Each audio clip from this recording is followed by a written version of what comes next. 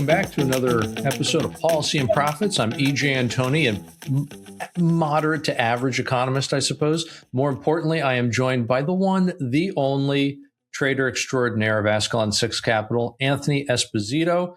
Anthony, how are you doing today? And how are you digesting the big news of the morning? Yeah, we're doing well. We're doing well. By the way, only extremely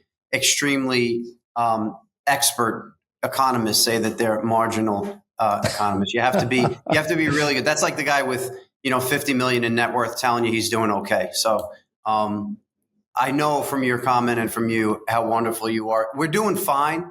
The news of the morning has been, really everyone's been waiting to hear what the news has been and trying to extrapolate out what it means. I have a report from Piper, I have a report from Bank of America, I have reports from other desks and friends around the street, everyone kind of pontificating on what Warsh as the Fed chair means. We also had the pleasure of listening to Jay Powell on Wednesday say nothing, which was probably better than the normal say a lot of gibberish. But we're moving through it well. We've been really well positioned for the month as far as the portfolio, and the news today kind of came out as expected, right? The overall news, broad stroke, is Trump is going to appoint somebody that agrees with Trump. And I think that's basically what we got. Before we go to your view, and your view is much more important and will be more in depth than mine from an economic standpoint, we actually have a quick clip of Warsh back in July, just kind of giving a gloss over of what he thinks the Fed's role is, current state is, and how it needs to move forward. Let's see that. And then I really want to hear your response as far as what this looks like. Joining me now in this Sunday Morning Futures exclusive is Kevin Warsh, who served as a member of the Federal Reserve Board of Governors from 2006 to 2011. It's great to see you, Kevin. Great to be with you, Maria. Thank you so much for being here. President Trump has been trying to get Jay Powell to cut rates for a long time. We all know what we're talking about. $36+ trillion in debt. $9 trillion in debt that is turning over this year. Shouldn't it be part of the Fed's thinking to say, okay, we're spending more money on interest just to hold that debt than we do on defense spending? I understand the Fed has a mandate, but should you become the chairman of the Fed, is this something that you would be thinking about in terms of lowering rates being a positive for the president dealing with the nation's debt? So the president's right to be frustrated with Jay Powell and the Federal Reserve. Inflation comes when the government spends too much. That's the spending you're talking about, and prints too much. And the government's done just that thing over the last 4 or 5 years. The government needs to put its fiscal house in order and its monetary house in order. The president took a good shot at putting the fiscal house in order through this tax bill. We're going to grow a lot more than the Congressional Budget Office says. The U.S. is on the cusp of, I think, a radical improvement in our productive capacity. The tax bill is part of it. Deregulatory policy is part of it. Spending reductions are part of it. And the Fed needs to get on board. Go ahead, EJ. What are your thoughts here? And what do you think we look like moving forward? This is a major, major turn. Obviously, we've been massive critics of Powell. So what's your call? Yep. I think it's a great pick by the president. And you're right. We were going to get somebody that agreed with the president. But I think that's just kind of the first step, or the first ingredient, if you will. But the rest was completely open-ended, right? Are we going to get somebody who thinks that all you have to do is cut the Fed funds rate, and then magically all these real world interest rates, all these yields out, the yields that actually matter, things like the 10-year, even the 2 or the 30, right? How are you going to get those yields down? Because what happened when Powell, in what I think was a move of blatant election interference, what happened when Powell cut right before the election in 2024? They ultimately ended up doing 100 basis points of cuts, right? Well, you didn't see real world interest rates come down. They actually went up. In fact, the 30-year mortgage and the 30-year treasury both went up almost 100 basis points. So totally opposite moves there. And it was because the market saw it for what it was. It was nothing more than a political move by the Fed. It had nothing to do with growth or inflation or the labor market or anything like that. And people said, you know what, I want to be compensated now for the additional inflation risk that the Fed just created. And so I demand a higher yield or a higher interest rate, whatever the case may be. I think Warsh understands that there, like he was just articulating in that clip, there are a lot more levers that the Fed has at its disposal than simply the Fed funds rate. And inflation does not come from economic growth. right? He is going to just absolutely blow up the entire Phillips curve framework and everything else that all the Keynesians at the Fed still use. In fact, he'll probably get rid of a lot of those people. Thank goodness. So, again, whether it's getting rid of all the failed economists there or getting rid of all the ESG, DEI mandate garbage, whether it's just completely redoing the Fed's thinking about what causes inflation, he really is, I think, again, the man for the job. He's going to start getting the balance sheet back down. We should not have a balance sheet like we're in the middle of a financial crisis. And at the same time, we shouldn't have interest rates like we're still fighting roaring inflation. So you can get interest rates down, not just the Fed's rate, but real world interest rates, and you can reduce the balance sheet. These things can happen, but obviously you need new leadership to make it happen because Powell's not going to do it. He hasn't so far. Yeah. I had a couple, like I said, I had some research out and we've been digging into it a bit just to kind of get a good grip on what this really means. The market reaction to price action, it's a question of flows, margins, and there's a ton of things going on, but we wanted to really focus on this. So I'm reading off of the Bank of America research note, and a couple of the highlights. The first thing that really drew my attention was we expect him to embrace productivity-driven disinflation. Walsh has also argued that the Fed should trade a smaller balance sheet for lower policy rates. Walsh is for reducing transparency, departing from data dependence, and has a quest for credibility for the Fed, which in and of itself stated could actually lower real rates. I want to go into that Keynesian note, and I want to go into the productivity-driven disinflation. Can you speak to that a little bit? Because these are the things we're talking about, right? And to your point, it's not just the Fed funds rate. Like the market overall and everyone needs to stop chasing this shiny ball and understand what is really happening. There are so many more cogs in the wheel here. If we look at productivity-driven disinflation, I'm focused on that. I love what it's saying, but I would love to hear your impression on, is that real and how do we accomplish that? How does Walsh and the new Fed accomplish that? Well, the whole productivity boom is very, very real. A lot of people attribute it to AI. I think there's good reason for that. And I can use just kind of myself anecdotally, although historically you find plenty of evidence for this too. When you get these technological revolutions, as long as you have something to fuel them, you get these big productivity gains, you get growth gains, you get big spikes in income, not just nominal, but real. In other words, inflation adjusted wage growth too. Yep. We saw this, for example, with the Industrial Revolution, the steam engine, the internal combustion engine. As long as you had fuel for those things, namely coal and oil, it caused a huge increase in economic growth. And it was largely because productivity went through the roof. Somebody who's trying to transport products across the country on a horse and wagon versus somebody who's doing it with a locomotive, which do you think is going to be more efficient? Which do you think is going to be more productive? Well, we're basically seeing the same thing with AI. So as long as we can keep AI fueled, and the fuel in this case is electricity as opposed to coal and oil, although obviously both of those play into electrical generation. As long as you can keep AI fueled and the electrical costs relatively low, you're going to see the exact same thing. And sure enough, we're already seeing it. And this is where I'll bring in the personal anecdote. There have been plenty of projects, Anthony, that I was just never able to take on because it would have required me hiring, let's say, a research assistant. And the people who wanted to fund those projects, that was prohibitively expensive for them. But now I'm able to do so much of this work on my own just with AI. Because it is such a great tool, in my instance, for gathering information, for doing fact checking, all that kind of stuff. It's not very good with the creative aspect of projects, but it's reasonably good with the critiquing end, I guess you could say. So to make a long story endless here, I'm able to do more and earn more because of AI. And so it's just one example, but you can take this across the entire economy and see where it really is a technological revolution and it is decreasing costs. And that is disinflationary by its very nature. Yeah. I'm laughing because we were chatting here earlier in the month. When I was at one of my previous spots, I traded for one of the larger family offices, Hart's Capital, for many years.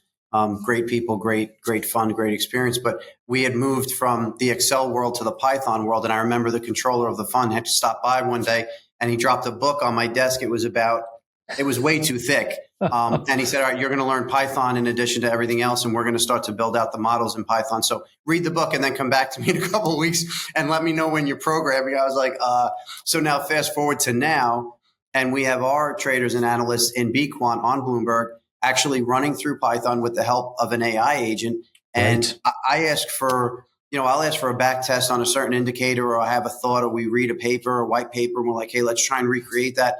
I'll give it to my guys and say to myself, all right, so I got like a month until I actually see that. And I'm literally, no exaggerating, it happened today.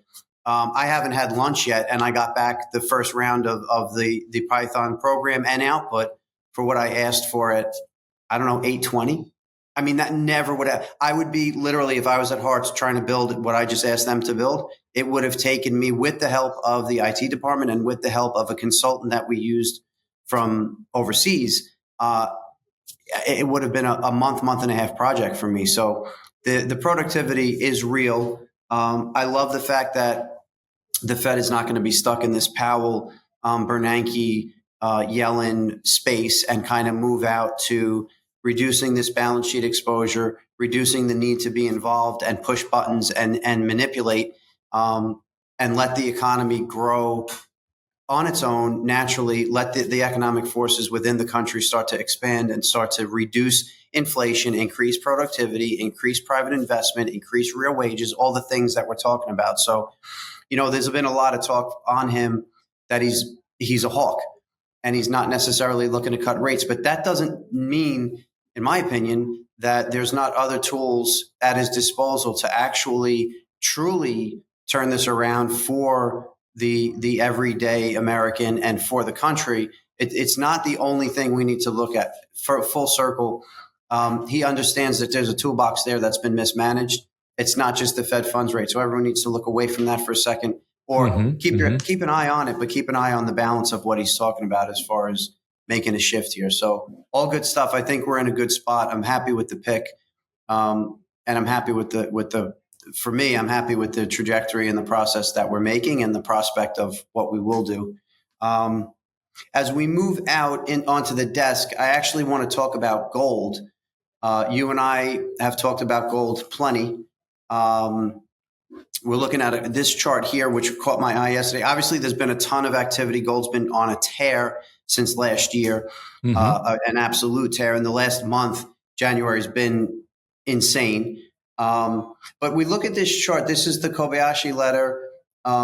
Great spot to pick up some info. I'm on it most days. And we've talked about the incremental buyer. You and I have talked about it. You've talked about it. I've talked about it separately. The incremental buyer of U.S. Treasuries stepping away and buying gold.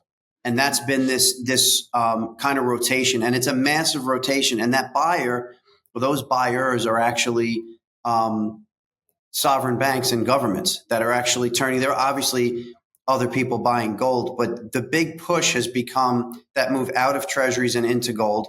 Has ramifications for the U.S. dollar. It's a pretty complicated puzzle with real effects. But we see here that we actually have gold taking over market value of foreign held U.S. treasuries.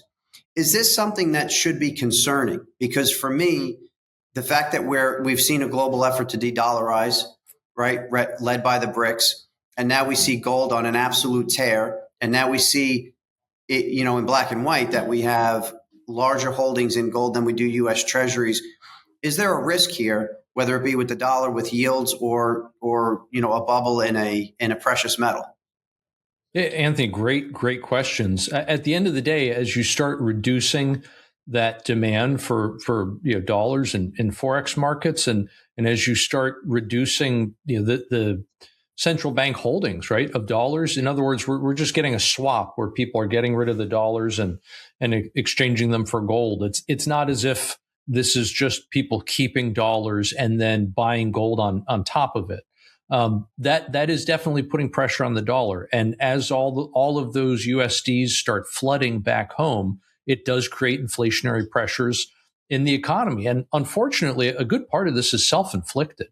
back in, I guess it was 22 or 23, when the Biden administration decided to seize a bunch of dollar-denominated assets that were owned by the Russian central bank and the Russian people.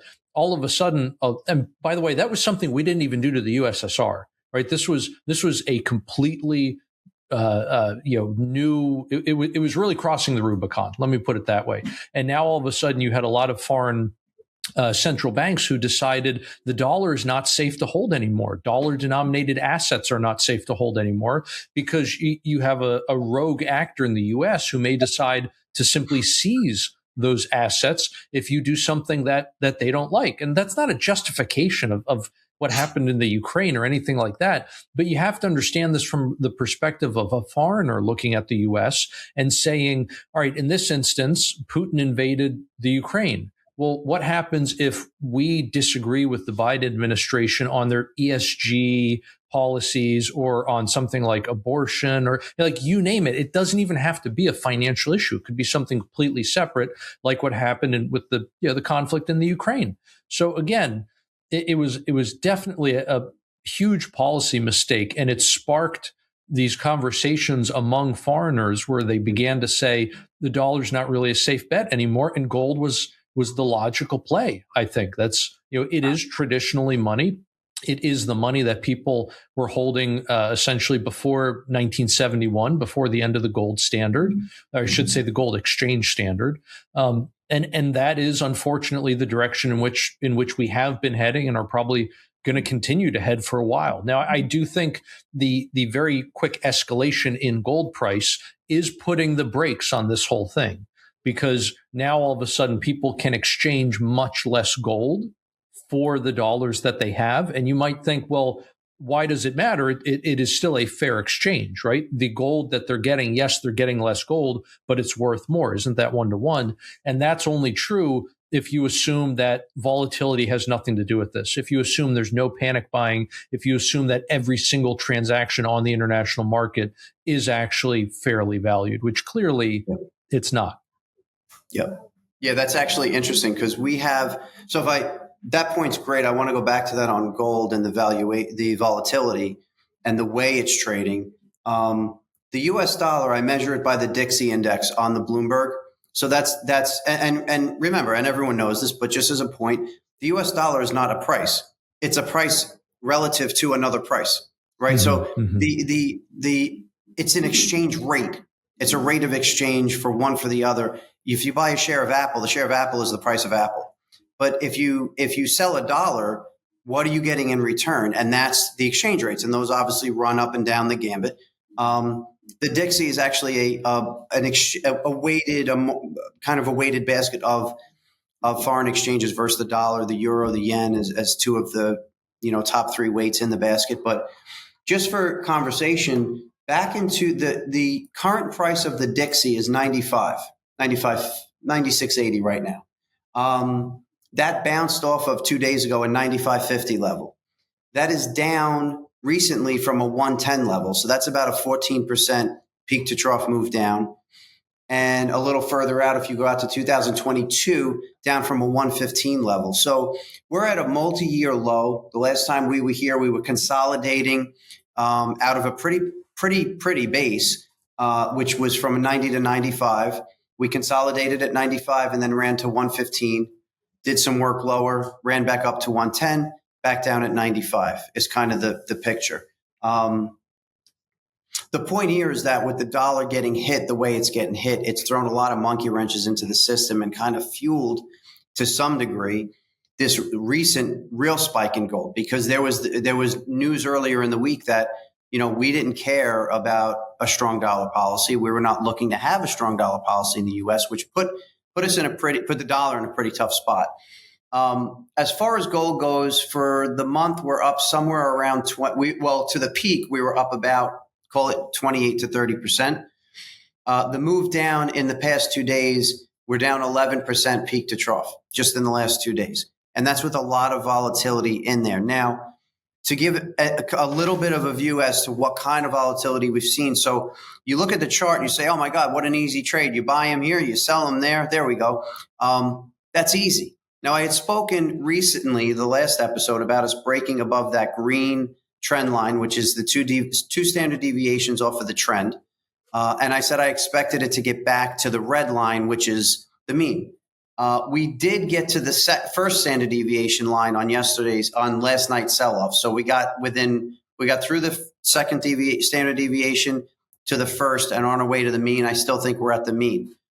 To give an idea of how volatile gold has been, yesterday in the morning, on about the cash open for equities, we saw $3 trillion wiped out in gold and silver.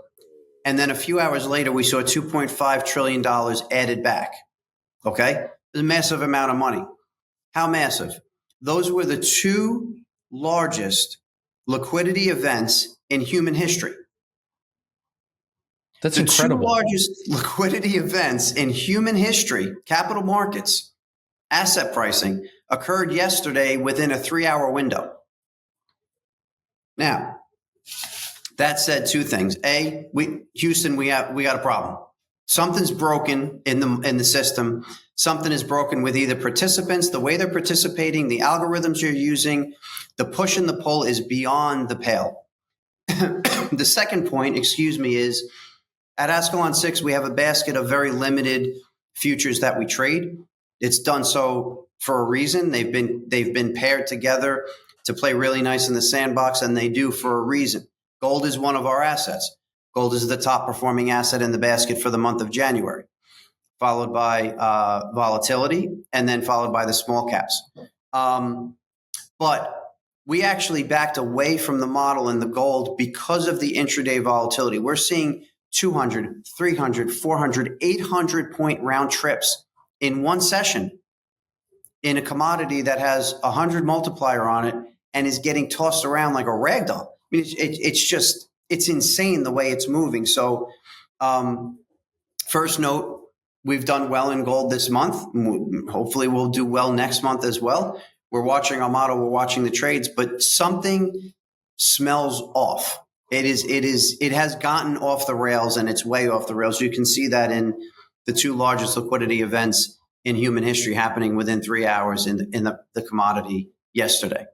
So the concern is there. Concern for the dollar is there. I think we hold for now, but gold has been a trip, and there is something breaking. I don't know how that ripples through the markets, whether it be equities, whether it be the dollar and the FX markets or treasuries. I'm really not sure what continues to happen, but I will tell you that as of right now, we are definitely in gold.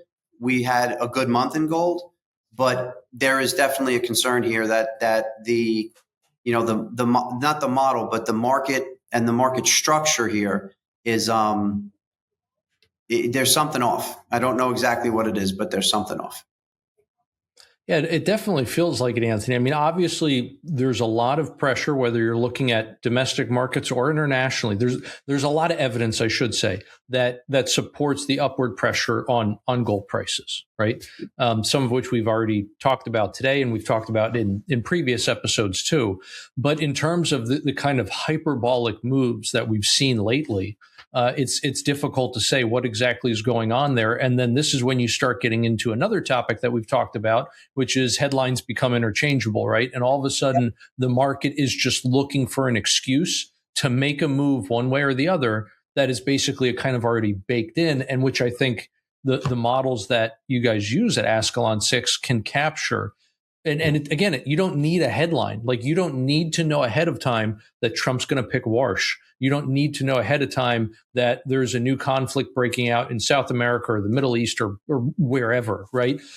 Because again, that topic, that news of the day, whatever the case may be, is just the excuse that the market will use to go in the direction that the pressure is pushing it to go anyway. Is that fair to say, do you think? It's exactly the point. We were just talking about this on the desk yesterday.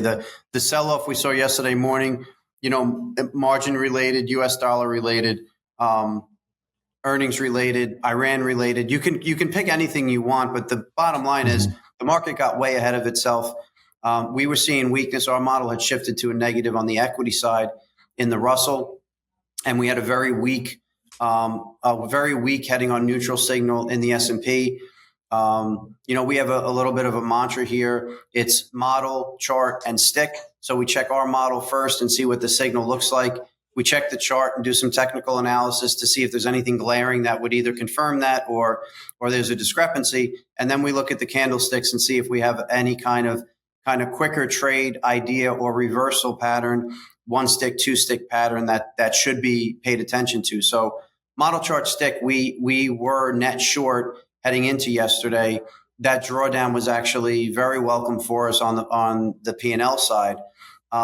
But the headlines were interchangeable. It didn't, I think it was, when it comes down to it, people had an itchy trigger finger. Sellers needed to sell. And as we had that quick drawdown, remember, Microsoft is whoever's holding Microsoft is probably pretty highly levered. So when you see, a Microsoft down, I don't know, what was it, 10% or 12%? If you levered 2 to 1, or you levered 3 to 1, or you levered 4 to 1, do the math. You levered 3 to 1 on positions. We know that margins at all-time highs, 3 to 1 move in one of your main holdings, that's 30%. That's not 10%. It's 30% on your capital. So headlines are interchangeable. Everyone yesterday had an itchy trigger finger. There were a lot of reasons too. And now we're doing a lot of work on the S&P between the 6,900 level and the 7,000 level. We're back and forth all day today. We're actually closing up the P&L for the month. So we look like we're in pretty good shape, and we'll see how it pans out for the turn into February. But yes, the headlines interchangeable for sure. And the beauty to the model, in my opinion, rule-based, not straight quant, but our rule-based model is we have a model to follow. We can take a look at what we see. And then as the market kind of digests headlines, we hope to be just a step ahead of that or real early on the move and kind of get involved where we need to. So hopefully that continues through February and the balance of the year. We'll see. Mm-hmm. So obviously you said gold was your best performer for the month of January, right? So you were clearly long for the month? We were long a good portion of the month, yes. Okay. Yeah, as we got to this tail end, we stepped back. Okay.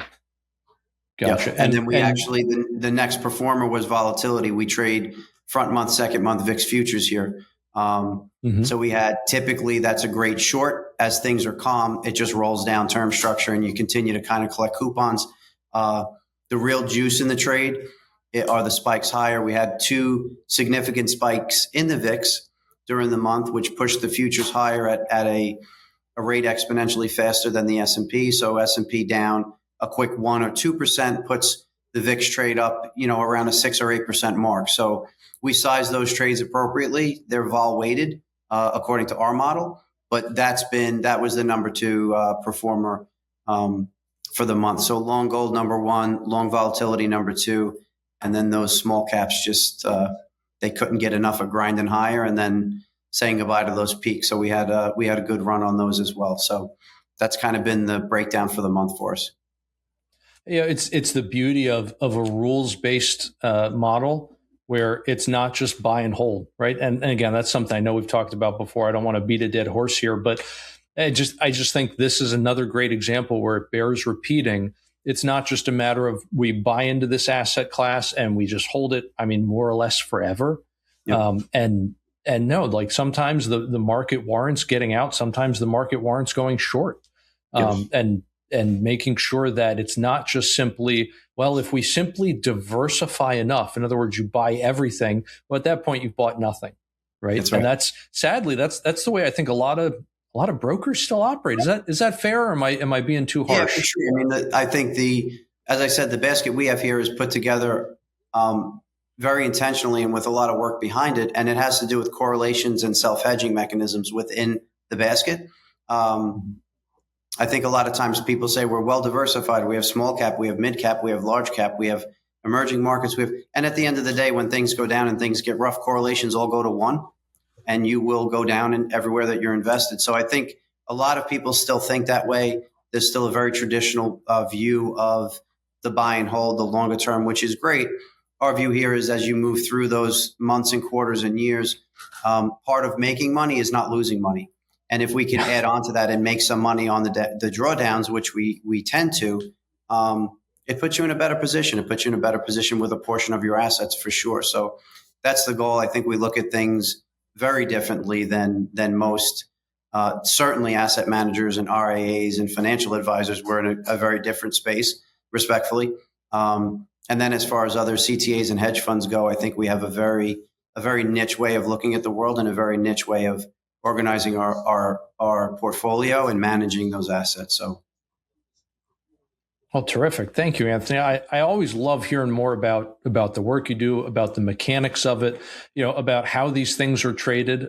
It is, economics is one world, but finance truly is something totally different. Obviously, I know there's overlap and everything between the two, and they affect each other. But again, in terms of the actual mechanics of how a fund like yours operates, it's definitely outside of my wheelhouse. And I just love every time you explain it and you go into depth on these things. Well, I appreciate it. Always appreciate the conversation with you. And if anyone does have any questions, at CMT_Anthony on X, or you can email me directly at anthony.esposito@ascalon6capital.com, or head out to the website to get a brief overview of the fund and kind of where we live and what we're trading. So, EJ, as always, I really appreciate the time. Great conversation, my man.